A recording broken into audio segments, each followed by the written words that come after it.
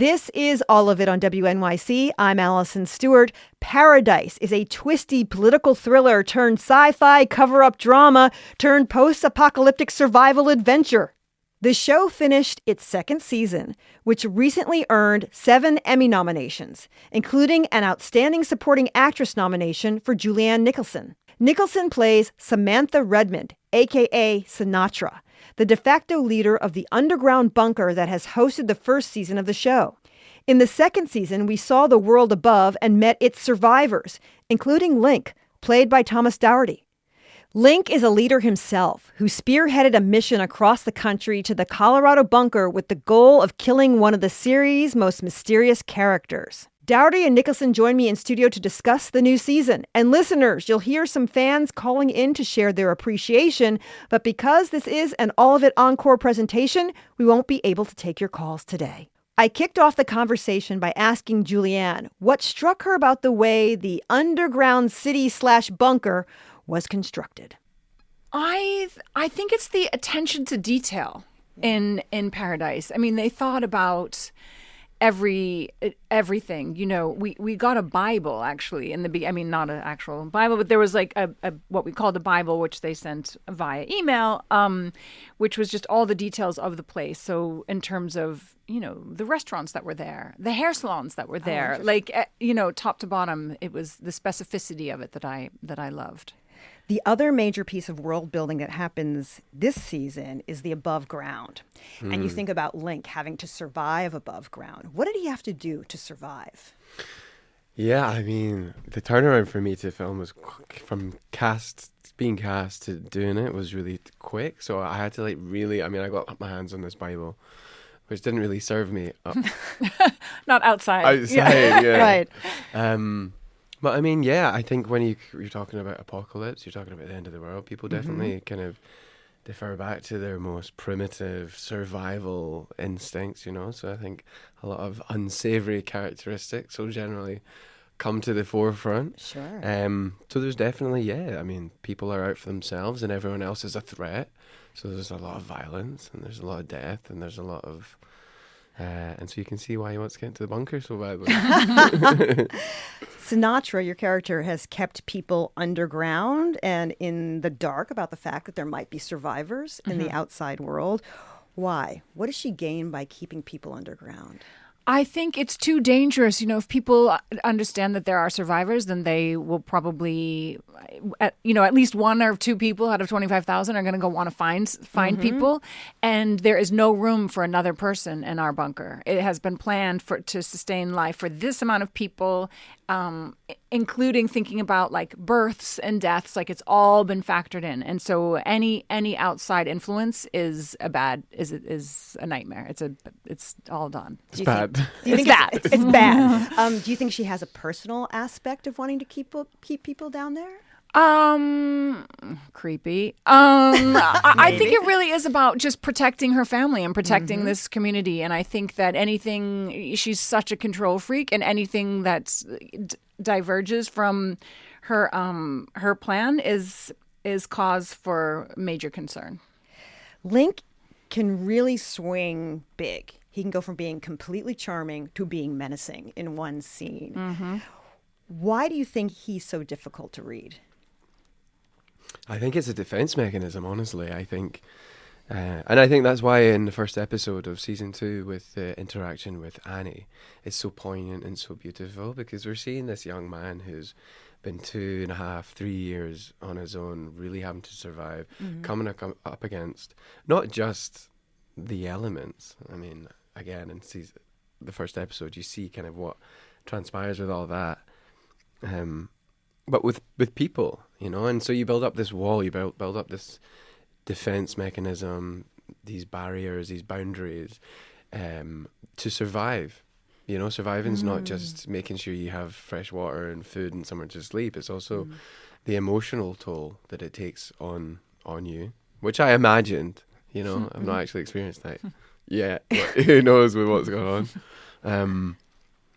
Your beard does a lot of work for you, though. I was going to say, yeah, it starts with the beard. It starts with the beard. So I'm actually not very good Your at burly- acting. your It's all burly the beard, Yeah, and that's how I auditioned as well. As Oh, really? That's how it was described, burly man. And I called my team, and I was like, guys, come on, burly, really? But I got enough burly in me. I'm speaking to actors Julianne Nicholson and Thomas Doherty. They star in season 2 of the Hulu series Paradise. Julianne, your character spends time recovering from this gunshot wound.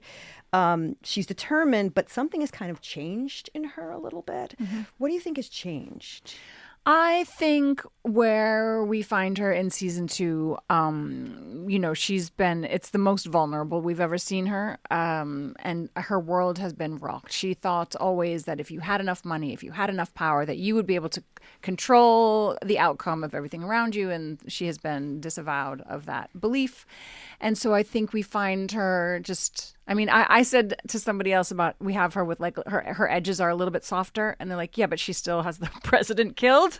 So, it's like, it's sort of a tomato. But I feel like she is definitely a bit softer this year. She realizes that she can't control everything. And I think that's humbling. I'm interested in her as a mom, because it's what she does in a crisis is to create this entire bunker in part for her family, who she then ignores. Well, she does, but she's got to figure it out. But Yes. It's about her being a mom is a big part of it for me. I don't know if because I'm a mom. Yeah. I feel that way. People might think she's a villain, but this season you're sort of like, is she? She is, but she isn't like she could kill the president, but that's there how might I be a feel reason about for her. it. Exactly. There is. What is it about her role as a mom? It's a huge part of her, of who she is, where she comes from, because it all does stem from the loss of her son. Yeah. And that's the impetus behind everything she does, because she doesn't want to ever suffer a loss like that again. She never recovers, and it's in the forefront of her mind every day, which she's, I think, says in episode 7. And we don't get to see her in her day-to-day with her family life. We only see her usually in the bunker or in the office. And sadly they get I wouldn't say neglected, but her attention is definitely is more macro than micro at the minute. But I feel like in the last episode especially, you see her in 7 and 8, you see her coming back to her family a little bit, and you see what that, the thing that's most important to her. Yeah, that was an amazing scene. That's so easy to do wrong. What scene? The scene where you come back to your husband. Your husband. And the way that you do it is so beautiful, that's honestly. nice. It's a hard scene to do. When you're thinking about this show, Thomas, is there a villain on this show? For sure, yeah, she's sitting beside me. Watch your words, young man. And it is, it's one of those things, and it definitely makes you reflect on your own life and all your already preconceived notions of who people are and what they stand for, and being so kind of intimate with the Sinatra storyline to Link's character, definitely a villain, but when you're doing character work and you're trying to understand these connections, you understand, you see, and that goes back to that whole question is, do people who do evil things know that they're doing evil things, or do they think that they're doing the right thing? And so it's a great position as an actor to be forced into a very objective position to see all these different characters and how they work and what their objectives are, to then kind of put into your own life. And I think all that really does is breed compassion. I think that's what it will eventually come down to, the answer. Does your character think she's doing the right thing? Yes, 100%. She thinks she's doing the right thing. Yeah, greater good. All right, this is the big spoiler alert. Yeah, turn your radios off. No, don't turn them off. Turn them louder. All right, Link has a tricky relationship with time. Let's put it that way. Mm-hmm. Annie asks him how old he is, and he says he's about 25. Let's listen. You're 25? Wow. It's been a rough few years. It's not easy to maintain a skincare routine. No, I think it's just the beard. Well, the beard makes me look like a leader. The beard makes you look like Charles Manson. He has a weird knowledge of pop culture. Certain things he knows, certain things he doesn't know. As you play this character, are you trying to hide from us as a viewer that there's something going on with him about time, or does Link not really know? Link doesn't really know. Link doesn't really know. I can't say. This is so hard. Well, I can't say that either. He's highly intelligent. Okay. Obviously, we're aware of his relationship with the professor.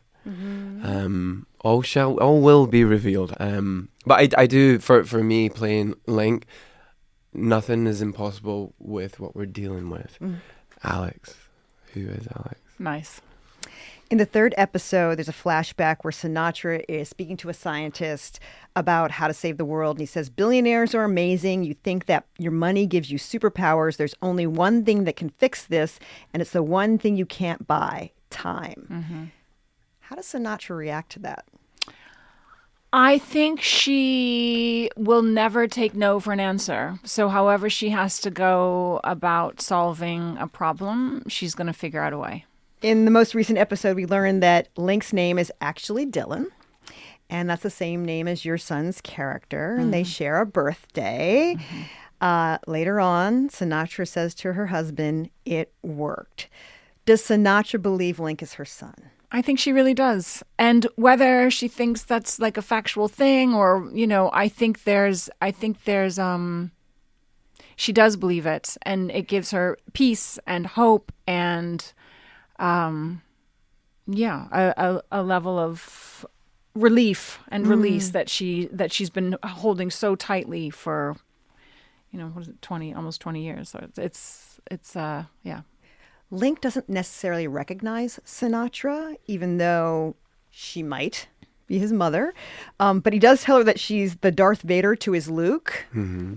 So fill in the blanks. Love that also, that little connection. Where else in the series, all right, that have already aired, can we see references to Link's possible parentage? Nothing really specific. There isn't really anything specific. He talks about going on vacation with his family and stuff. But he never...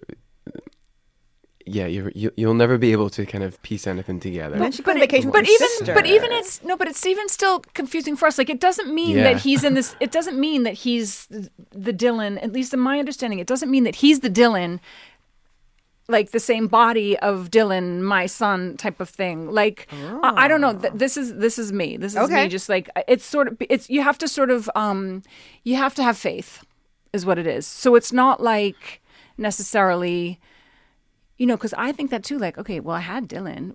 He did die. We did bury him. So, like, what? It's sort of, you have to have a little, some faith and, Suspend reality. I mean, I'm an actor. We're talking about quantum mechanics and quantum physics here. And there's so many times where me and Julianne would be like, we just have to trust the writing, because I can't speak for her. She's an incredibly intelligent woman, but I am an actor. I didn't tell you about my degree in quantum physics. You didn't, you must have. My side hustle. It's been so interesting, just like all the reactions that people are having. Is it time travel? Is it an alternative universe? What have you heard that has been just that isn't true, but you've been like, okay, that's pretty good. That's a pretty good explanation. I'm trying to think. Is there anything? Well, I'm not going to say whether these things are true or not, but somebody today was saying like, oh, maybe it's Cal Bradford is Alex, or maybe like they're thinking about who the other, what some of the possibilities might be, or maybe Annie is Alex and she's still alive but has a different name. One. So. I love it. To be on a show that people are that excited about and are talking about and like letting their minds wander about is such a thrill. Yeah. Let's talk to Sophie on line one. Hey, Sophie, thanks for calling All of It. You're on the air with Julianne, Nicholson, and Thomas Doherty. I am a big fan of Paradise. I've been since the start of the first season, and so excited to see the finale. And I know you've talked a little bit about the fact that it's unclear that that Thomas Doherty, your character, is actually Sinatra's son, if it's the same Dylan from the same timeline, etc. But I guess assuming you did have this general understanding that this would be explored at the start of the season when in filming, I'm curious if that informed your performance at all, or if you were thinking about this possibility when you were filming, like those early episodes as Link, if you were thinking about this possibility that he could potentially be Sinatra's son, or if that really wasn't a part of it because he has no idea. For me, I had the information, but you just have to actually kind of put it out of your mind and take the scenes as they come. Because when we first meet, it's nowhere near an idea for Sinatra. So she's like greeting him as she meets him. But then I found it very moving when that revelation is made, when she hears his name, when she finds out his birth date. And then there's a real shift. Dan wanted a real shift from that moment. And I really felt that happen genuinely, just getting that information, and the possibility of this being the person that she's longed for and missed so deeply was really powerful. Mm-hmm. And you could tell. It was really beautiful, honestly. And for me, I mean, my turnaround was so quick. I think I got the job on a Thursday, and I'd moved to LA on the Monday. Oh my and gosh. I was on set on the Friday. So it was really, really quick for me. So I was kind of just thrown into this. And so I was just taking the task at hand. And it wasn't until a little later on when I read the script. And I'm just like you guys. Like, I read it and I'm like, but I think that's it's a beneficial thing not to really know. Because then you kind of like, you play the truth and you're not playing the death of Romeo and Juliet at the beginning of it. And so I think, yeah. It's interesting when, as an actor and you're in a sci-fi world, what's the key to making it seem real, even though you're dealing with a world where you have to suspend belief on some level? You just have to believe. There's really no other way, for me anyway. You just have to believe the facts that have been written for you, and just commit. And as well, I mean, Dan Fogelman and his whole team, the set designers and the lighting and everything nothing's really left to the imagination. So you can really just throw yourself in and immerse. And then add on top working with Juliane Nicholson and Sterling K. Brown and Shailene Woodley and these actors of this caliber. They're so present and they'll just bring a performance out of you. Yeah. That was my conversation with Julianne Nicholson and Thomas Doherty about starring in the second season of the apocalyptic sci-fi thriller Paradise. And that is all of it. I'm Allison Stewart. I appreciate you listening and I appreciate you. I'll meet you back here next time.